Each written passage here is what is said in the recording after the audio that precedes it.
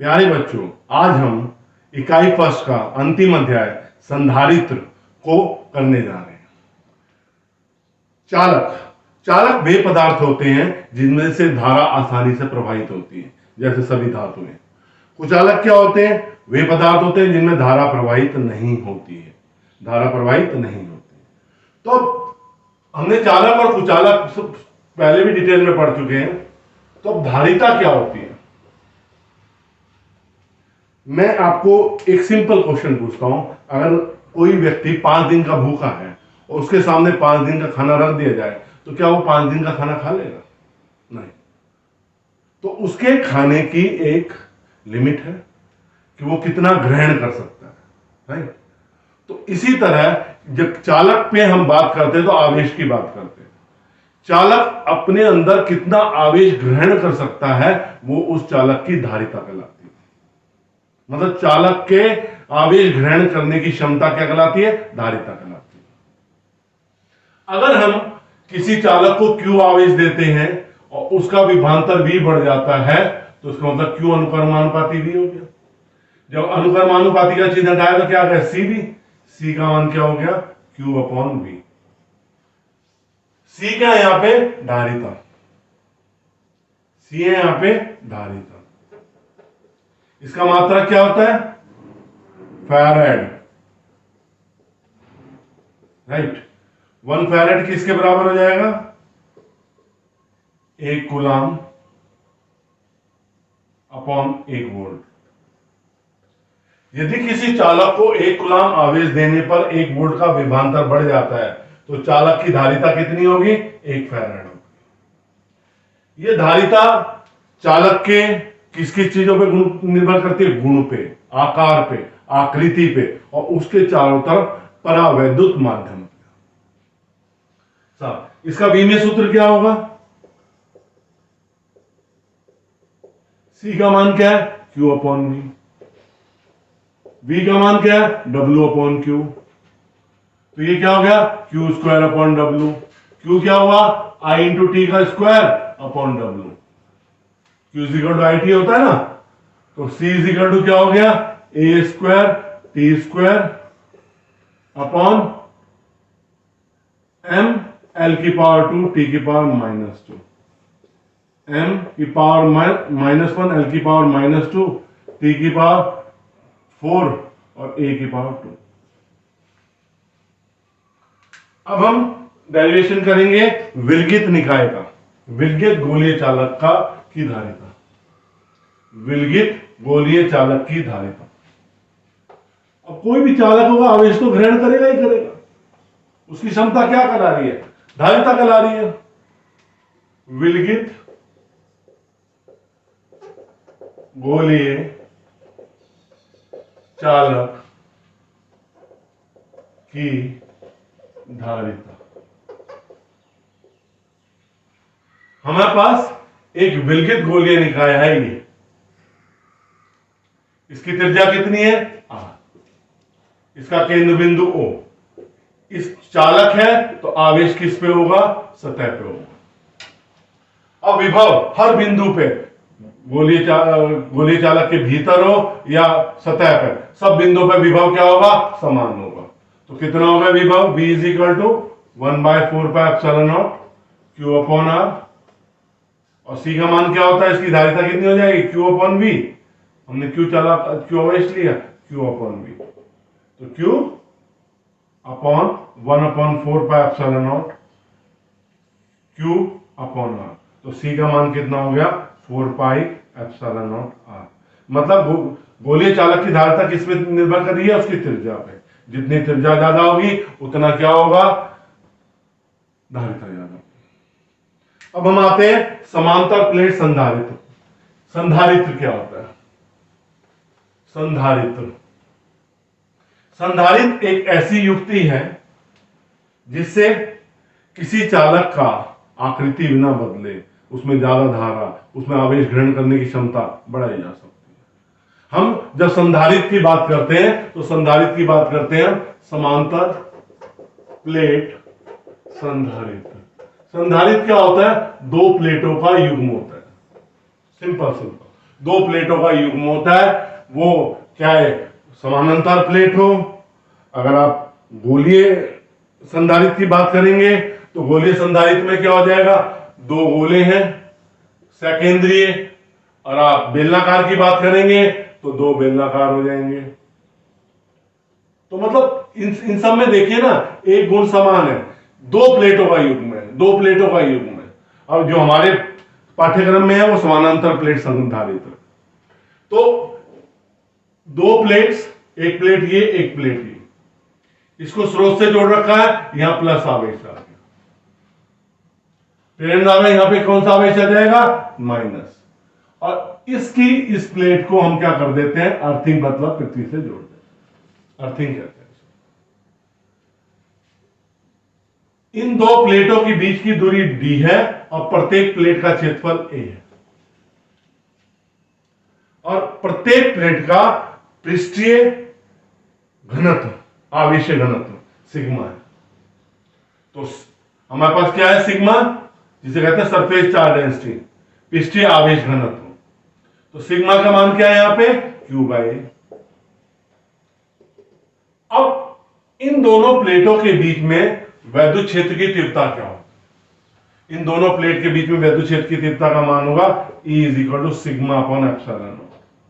Sigma की value रखी Q upon A epsilon not. E = Q upon epsilon not A।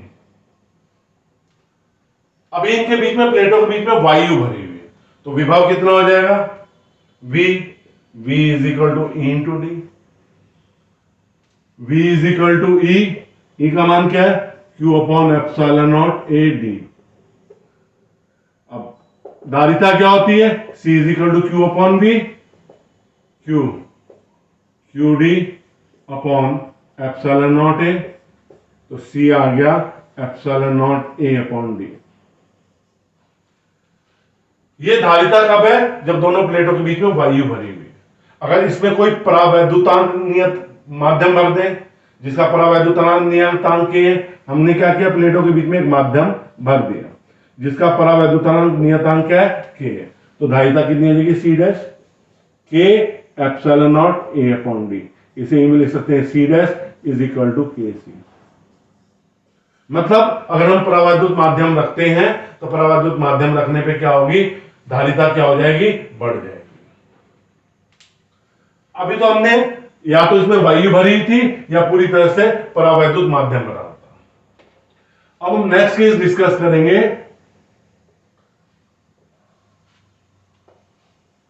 जब हम आंशिक रूप से कोई परावैद्युतांक माध्यम करते हैं, समांतर प्लेट संधारित्र की धारिता जब प्लेटों के बीच परावैद्युत माध्यम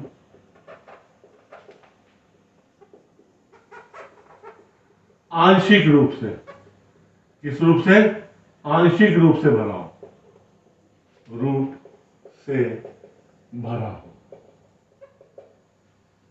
राइट। अभी हमने जो डिस्कस किया था वो क्या था? या तो पूर्ण रूप से भरा था या उसके बीच में वायु थी। ये हमारा एक समांतर प्लेट संधारित्र, जिसकी प्लेटों के बीच की दूरी d है। यहां प्लस आवेश होने से इंडक्शन के कारण क्या आ जाएगा? माइनस आवेश। और जो धनात्मक आवेश यहां डेवलप होगा, जो उत्पन्न होगा, वो कहां चला जाएगा? अर्थ में चला जाएगा। इसके बीच में हमने एक परावैद्युत माध्यम रखा जिसका परावैद्युत नियतांक क्या है? K। इसकी जो चौड़ाई है वो T है और इसका परावैद्युत नियतांक क्या है? K है। अब प्लेटों के बीच में वायु, मतलब जो उसका वैद्युत क्षेत्र कितना उत्पन्न होगा? वायु के कारण, यहां वायु है। Sigma upon epsilon not, sigma की वैल्यू क्या होती है? Q upon A epsilon not, Q upon epsilon not. अब हमने जो माध्यम भरा, परावैद्युत माध्यम, तो कितना वैद्युत क्षेत्र हो जाएगा उसके कारण? Q upon K epsilon not है। मैं आपको बहुत बार बता चुका हूं, जब भी परावैद्युत माध्यम आता है वो एप्सिलॉन नॉट के गुणन में आता है। ऊपर होगा ऊपर हो जाएगा, नीचे होगा तो नीचे आएगा। और विभव कितना हो जाएगा प्लेटों के बीच में, ये समझने वाला काम है। v ये वायु है, पहले पूर्णतः वायु भरी थी तो दूरी कितनी थी d। अब t परावैद्युत माध्यम आ गया तो वायु के लिए कितनी दूरी बची, d माइनस टी। और माध्यम के लिए कितनी है, t।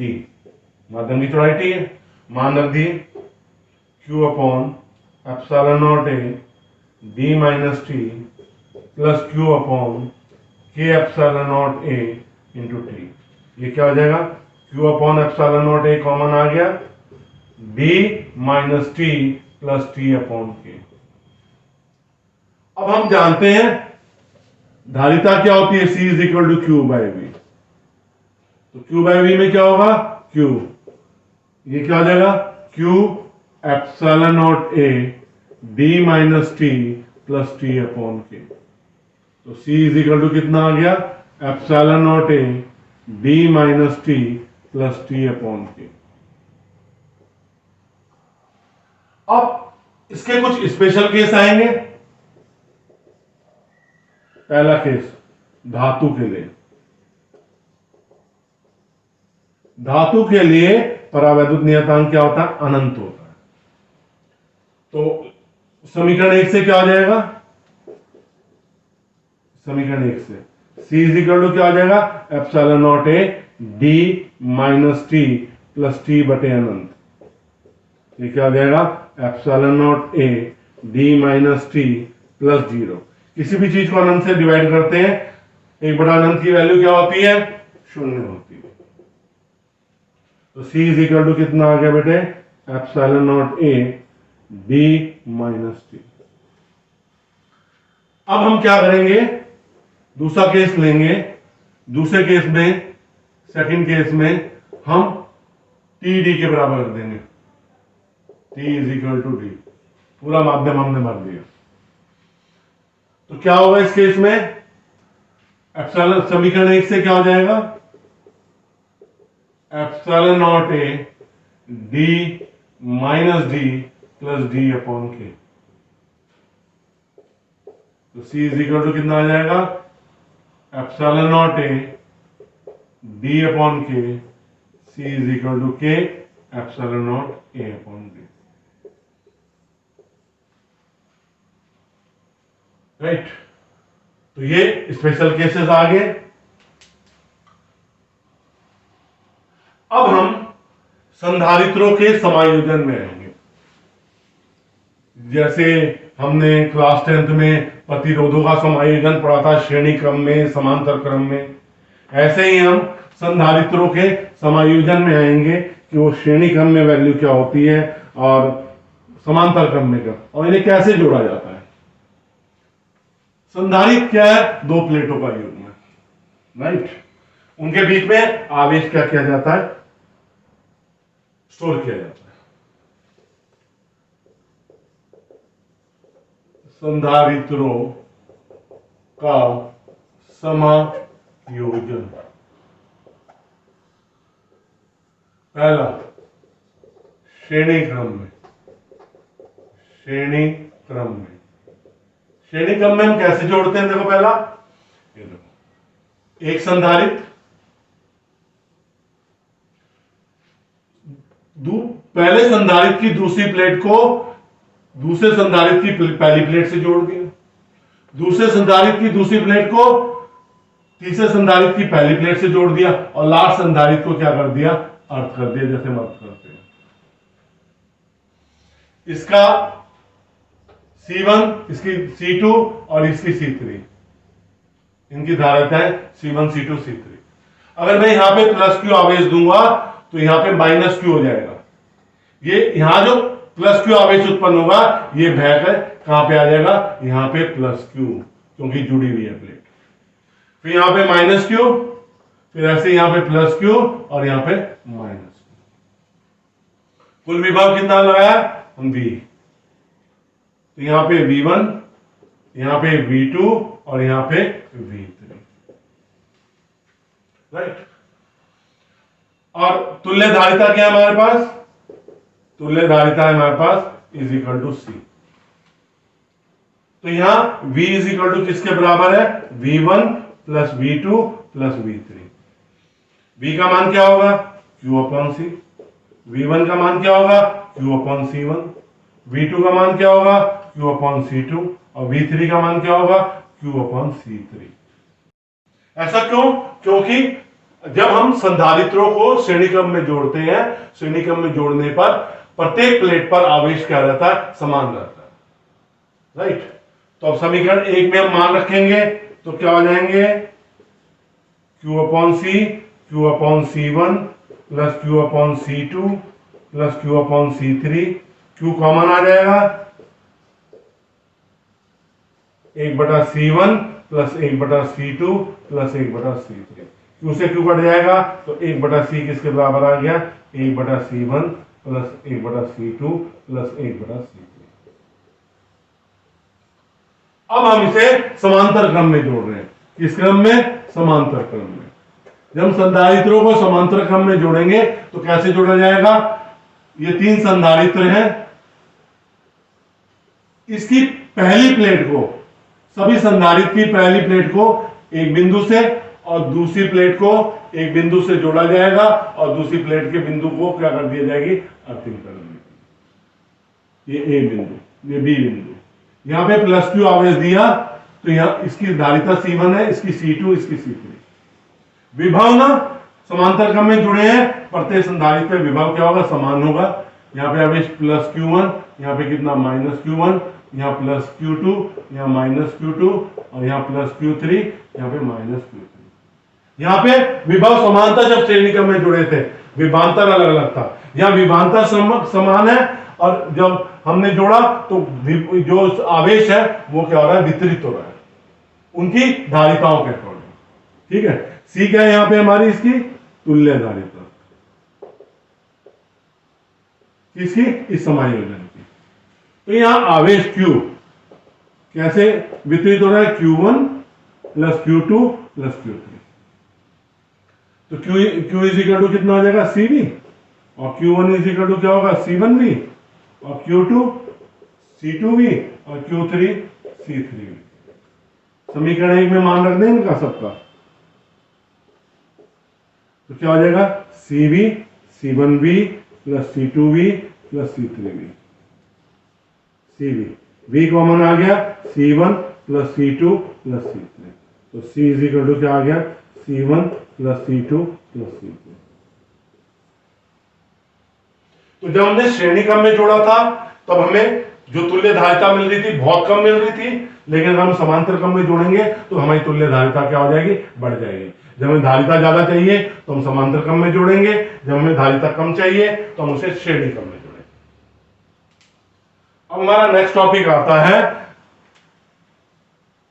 जो हमारा संधारित्र है, आवेशीय संधारित्र, उसमें कितनी ऊर्जा संचित होती है। आवेशित संधारित्र में संचित ऊर्जा, ऊर्जा क्या होती है, कार्य करने की क्षमता क्या कहलाती है, ऊर्जा कहलाती है।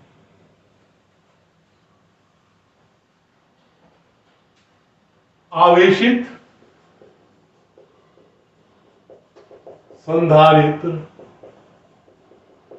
में संचित ऊर्जा,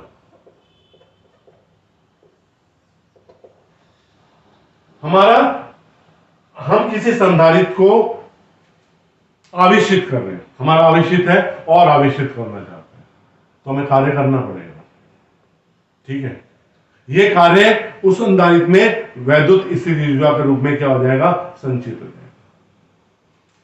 हम जानते हैं कि अगर हमारा Q और V के बीच में हम ग्राफ प्लॉट करते हैं, Q और, तो हमें क्या मिलती है, सीधी रेखा मिलती है। क्या मिलती है, एक सीधी रेखा।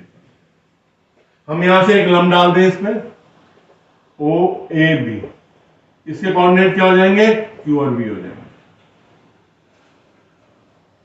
जब हम किसी संधारित्र को आवेशित कर रहे हैं तो आवेशित करने में कि जो हमारा संधारित्र है उस पर आवेश कितना है, Q है, उसका विभव V है और धारिता कितनी है, C। तो V इज इक्वल टू क्या हो जाएगा, Q अपॉन C। कैरी करेंगे। अब जब हमने संधारित्र को और आवेश देना चाहते हैं तो और आवेश देने के लिए हमें कार्य करना पड़ेगा। जो कार्य करेंगे वो किसके बराबर होगा? इस त्रिभुज का जो क्षेत्रफल है उसके बराबर, उसमें संचित ऊर्जा। तो कार्य क्या हो गया हमारा? हमने उसे आवेशित करना क्या? तो त्रिभुज OAB का क्षेत्रफल क्या होगा? 1/OA into OB, 1/2 QB।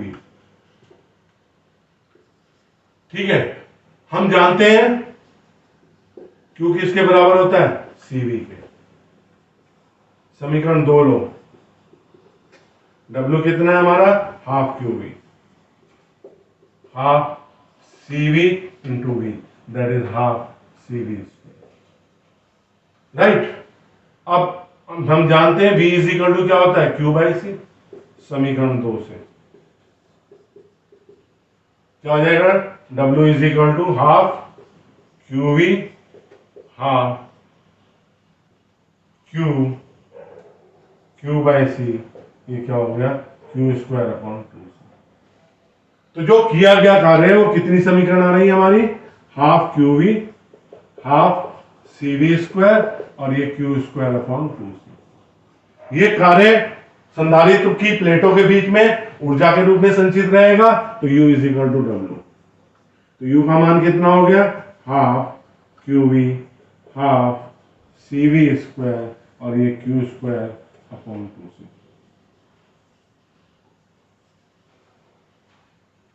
ठीक है, अब हम अपने लास्ट टॉपिक पे आते हैं।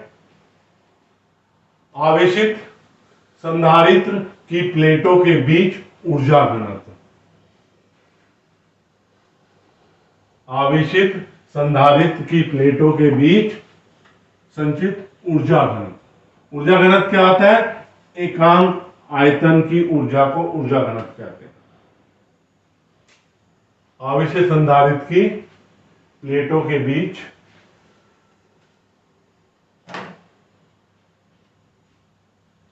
आवेशित संधारित्र की प्लेटों के बीच ऊर्जा घनत्व, संचित ऊर्जा घनत्व है।